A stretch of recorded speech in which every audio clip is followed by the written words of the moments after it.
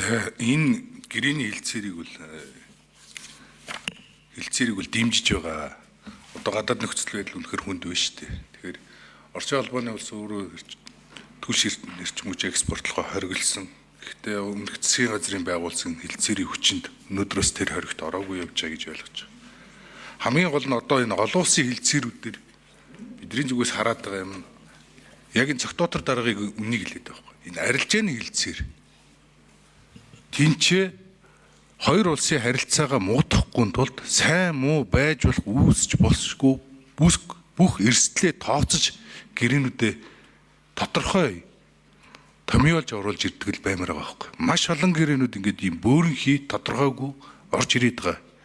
Энэ нь эргээд ямар нэгэн байдлаар геополитикийн болон дотоодын улс төрийн нөхцөл байдлаас маргаан үүсэх юм бол өөр өөрийн өнцгөрөө тайлбарлаад хоёр улсын харилцаанд үүсгэр эрсдэлтэй эдийн засгийн хувьд ч гэсэн маргаан үүсгэр эрсдэлтэй байгаад байгаа.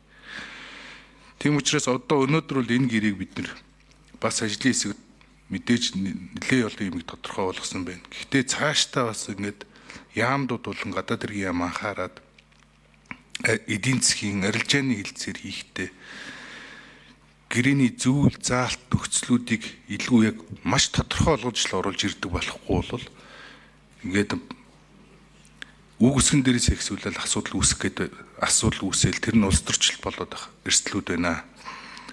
Тэгээд гэрээг бол дэмжиж явуулна гэдгийг илэрхийлье. Баярлалаа.